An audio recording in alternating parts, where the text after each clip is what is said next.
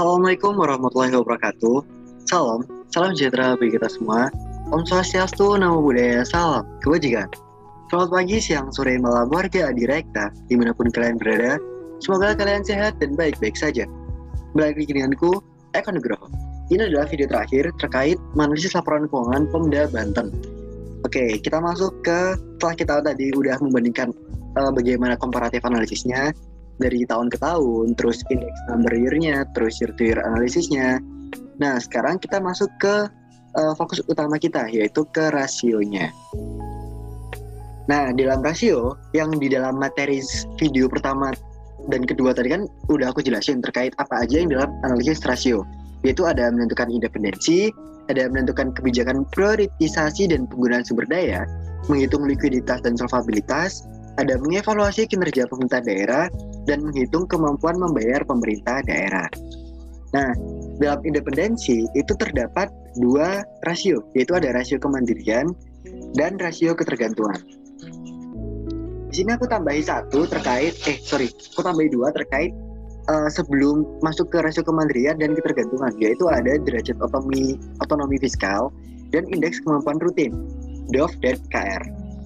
Nah, ini IKR itu menggambarkan sejauh mana PAD suatu daerah dapat membiayai belanja rutinnya. Terus derajat otonomi fiskal untuk melihat kemampuan keuangannya apakah baik atau enggak dari pemerintah Banten ini. Oke, kita mulai check it out. Yang pertama kita cek si derajat otonomi fiskal, yaitu rumusnya adalah pendapatan asli daerah dibagi sama total pendapatan daerah. Nah, pendapatan asli daerah PAD-nya itu kan di tahun 2018 itu 6 triliun, terus 19 7 triliun, tahun 2020 5,9 triliun. Dibanding sama total pendapatannya yaitu 10,3 triliun, 11,2 triliun, dan 10,334 triliun.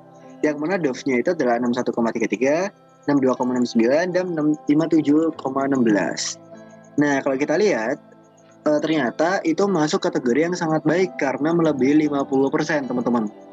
Karena dia udah melebihi 50%, berarti pendapatan asli daerahnya ini udah sangat bagus dalam mendapatkan pendapatan di dalam pemerintah daerahnya sendiri. Lalu dari IKR-nya kita cek, rumusnya adalah IKR adalah pendapatan asli daerah dibagi total belanja rutin. Kalau tadi dibagi total pendapatan daerah, yang ini dibagi total belanja rutinnya. Nah, yang mana itu berasal dari belanja operasionalnya, karena belanja operasional itu kayak belanja rutinnya gitu. Nah, terus PAD tahun ke tahun kan sama kayak yang di sini. Terus kita lihat belanja operasionalnya adalah 5,9 triliun, 6,9 triliun, dan 6,4 triliun. Yang mana udah ada IKR-nya per masing-masing, ternyata juga mengindikasikan sangat baik kemampuan keuangan si Pemda Banten ini. Kenapa? Karena melebihi 50%, yang mana itu udah mengindikasikan dia sangat bagus sekali. Terus sekarang kita masuk ke fokus kita dalam independensi, yaitu ada rasio kemandirian dan rasio ketergantungan. Rasio kemandirian yang tadi aku jelasin di materi, yaitu kan digunakan untuk mengukur kemampuan pemerintah daerah dalam mendanai aktivitasnya. Yang mana di sini rumusnya adalah realisasi pendapatan asli daerah dibagi total pendapatan daerah. Nah, realisasi PAD-nya yaitu ada 6,3,29, ada 7,022, dan 5,9 triliun.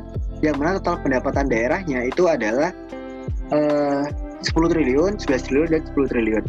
Yang mana persentase ini tuh ada range, teman-teman, ternyata dia masuk ke sedang-sedang aja, nggak terlalu tinggi juga. Tapi ini udah bagus dari sekelas Pemda dari rasio kemandiriannya, karena dalam mendapatkan pendapatan asli daerahnya sebesar 675 triliun itu udah tinggi banget, teman-teman. Jadi ini udah termasuk kategori yang bagus meskipun range-nya adalah range sedang. Terus rasio ketergantungan, yang mana rasio ketergantungan itu adalah yang tadi dibahas di video materi, yaitu merupakan kebalikan dari rasio kemandirian.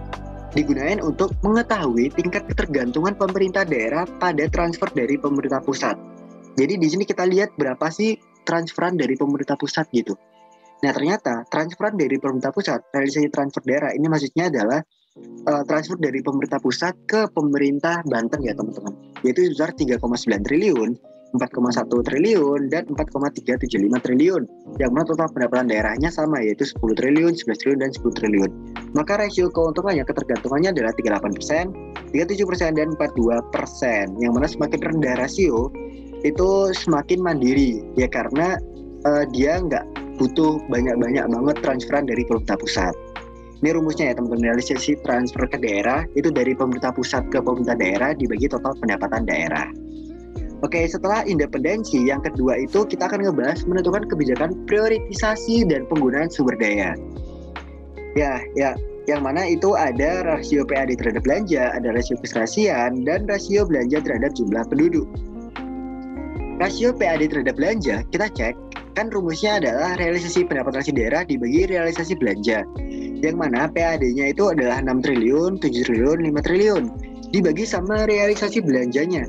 Nah, maka ada rasio kemandiriannya sebesar 86,59, 84,10, dan 73,45. Nah, yang mana rasio PAD terhadap belanja ini tujuannya itu untuk menunjukin sih berapa persen belanja yang dibiayai oleh pendapatan asli daerahnya. Jadi belanja-belanja ini itu dibiayai oleh PAD itu berapa persen, yaitu sebesar ini, kayak gitu. Terus rasio keserasian. Nah, rasio keserasian itu fungsinya buat apa sih? Yaitu untuk mengukur cara pemerintah daerah dalam memprioritaskan dana belanja. Misalnya kayak total rasio belanja tidak langsung terhadap belanja langsung. Nah, kita cek di sini kan rumusnya adalah belanja tidak langsung dibagi sama belanja langsung. Nah, maka kita cek berapa sih rasio keserasiannya. Ternyata rasio keserasiannya baik belanja tidak langsung dibagi belanja langsung adalah sebesar 66,76 tahun 2018, 68 tahun 2019, dan 2020 tahun 95,71% tahun 2020. Ini ada analisis trennya ya teman-teman. Terus ini ada penjelasan apa aja sih yang masuk dari belanja tidak langsung dan apa aja yang masuk dalam belanja langsung. Yang ketiga adalah rasio belanja terhadap jumlah penduduk, yang mana rasio ini itu tuh untuk mengukur alokasi belanja per penduduknya. Nah, jadi kita cek rumusnya. Total belanja dibagi jumlah penduduknya. Belanjanya 7 triliun, 8 triliun, 8 triliun, jumlah penduduknya. Nah, ini ada kayak perhatian teman-teman. Kenapa? Kita cek tahun 2020. Jumlah penduduk di Banten ternyata turun drastis, bahkan berkurangnya itu 1 juta, teman-teman. Nah, apakah ini mengindikasikan COVID itu sebahaya itukah? Atau mungkin si Banten ini pada pulang kampung gitu ya, karena COVID terus banyak yang nggak kerja di Banten, akhirnya dia memutuskan untuk pulang ke kampungnya masing-masing. Itu mungkin bisa terjadi ya, karena ini 1 juta itu sangat tinggi banget teman-teman. Kenapa kok bisa jumlah penduduknya itu turun drastis dari tahun 2019 ke tahun 2020? Oke, ini mungkin bisa jadi perhatian ya. Nah, sekarang kita masuk ke rasio likuiditas dan solvabilitas. Ini maksudku likuiditas ya teman-teman. Ntar itu rasio likuiditas. Nah, rasio likuiditas, kita tahu bahwa likuiditas itu kan digunain untuk menganalisis aset yang dapat digunakan untuk melunasi kewajiban. Jadi maksudnya apa? Makin tinggi rasio likuiditas berarti makin liquid dia, makin mampu membiayai utang jangka pendeknya, kayak gitu. Semakin tinggi maka semakin liquid. Itu kata kunci dari rasio likuiditas. Nah, yang mana ternyata rasio likuiditas tahun 2018 dan 2019 ini tinggi banget, bagus banget. Kenapa? Karena dia itu mampu melunasi jangka pendeknya itu 463%, teman-teman. Dari 19 plus 13%, tapi tahun 2020 dia cuma 71%, yang mana ini bahaya. Kalau dia kurang dari 100% itu bahaya. Kenapa? Karena aset lancarnya itu belum bisa mencukupi untuk membayar utang jangka pendeknya. Nah, jika dilihat dari LRA pada tahun 2020 itu pembiayaan netonya itu positif, mungkin karena ketidakpastian penerimaan sarana yang digunakan oleh Pemda. Maka untuk memenuhi belanjanya, Pemda melakukan terlebih dahulu sehingga terlihat utang yang membengkak di tahun 2020. Terus yang kedua ada rasio solvabilitas, yang mana rumusnya adalah total aset dibagi total utang. Kalau likuiditas itu cuma fokus ke aset lancar dan utang lancar, solvabilitas ini fokus terhadap keseluruhan asetnya, total asetnya dibanding total utangnya. Buat apa sih? Buat ngecek gimana sih apakah Pemda ini mampu membiayai utang jangka pendek maupun utang jangka panjangnya, kayak gitu. Ternyata setelah dicek total asetnya dibanding total utangnya itu jauh tinggi banget. Ini udah bagus banget karena mereka udah sangat mampu melunasi utang jangka panjang maupun jangka pendeknya, terutama 18-19. Tahun 2020 dia turun tapi dia masih mampu banget, yaitu 900% mampu melunasi utangnya, kayak gitu. Ini terkait likuiditas dan rasio solvabilitas. Nah, yang keempat adalah mengevaluasi kinerja pemerintah daerah. Nah, kinerja keuangan itu kan merupakan capaian target keuangan yang diukur melalui indikator keuangan yang berasal dari laporan keuangan APBD, baik dari komponen pendapatan maupun belanja. Yang mana di rasio-rasionya ada rasio efektivitas, efisiensi, maupun pertumbuhan, dan tax ratio, tax per kapita, serta rasio silpa.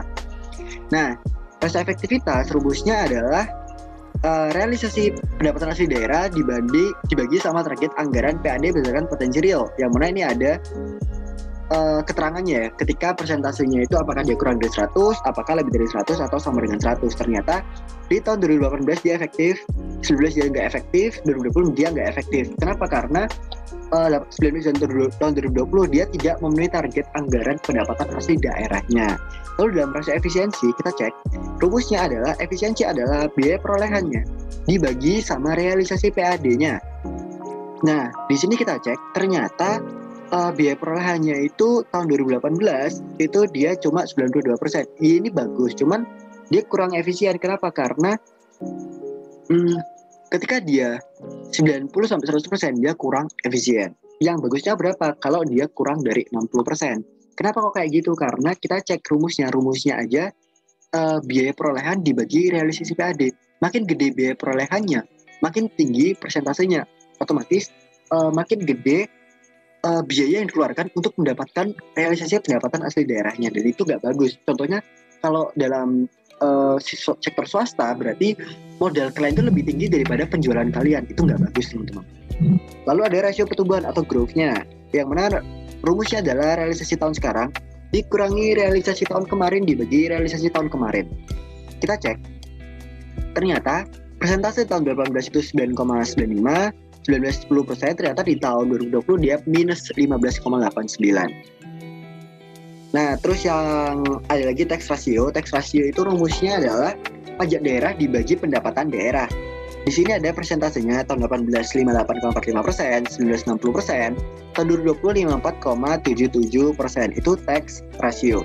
Yang mana tax ratio itu tuh digunakan untuk menunjukkan kontribusi pajak daerah terhadap total pendapatan daerah. Lalu ada pajak per kapita. Nah, tax per kapita ini atau pajak per kapita itu tuh fungsinya buat apa sih? Itu buat nunjukin kontribusi rata-rata tiap penduduk pada pembayaran pajak daerah.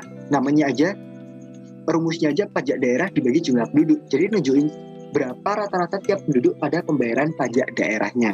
Kayak gitu. Itu di sini ada tax per kapita ada 475.000 per orang ya. Tahun 19 500.000, tahun 2020 adalah 475.000. Ini udah termasuk tinggi sih teman-teman, sebesar itu. Terus ada rasio silpa.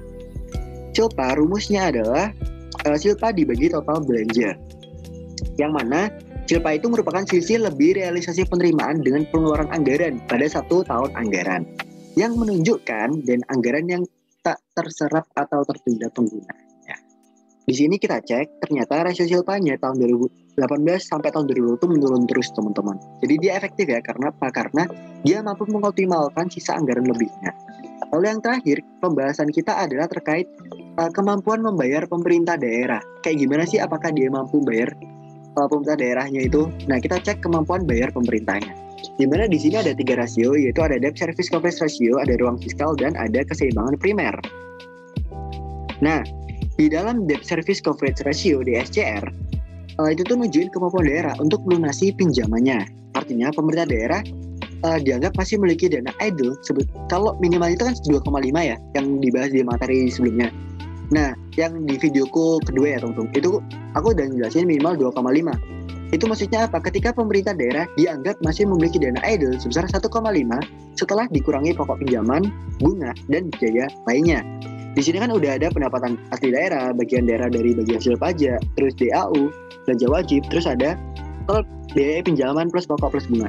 Namun karena di tahun 2018 dan 2019 itu dia nggak punya biaya pinjaman pokok plus bunga, maka kita nggak bisa ngecek DSCR-nya. Jadi kita cuma bisa menganalisis DSCR pada tahun 2020.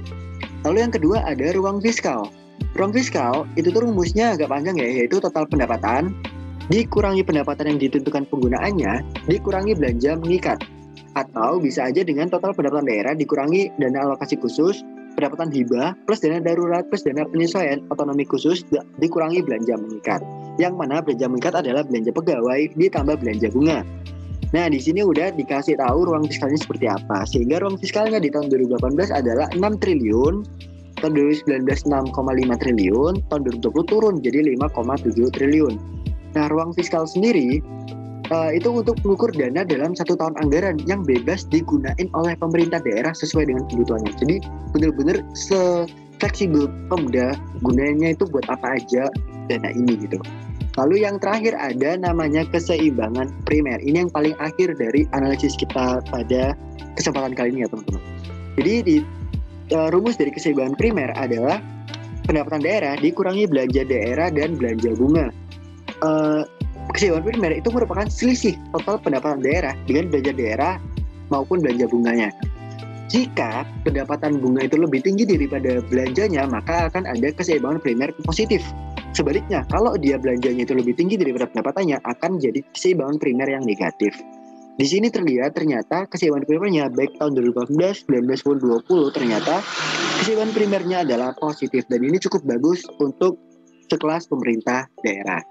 Oke, jadi ini analisis laporan keuangan cash studi cash yaitu laporan analisis cashnya pemerintah daerah Banten.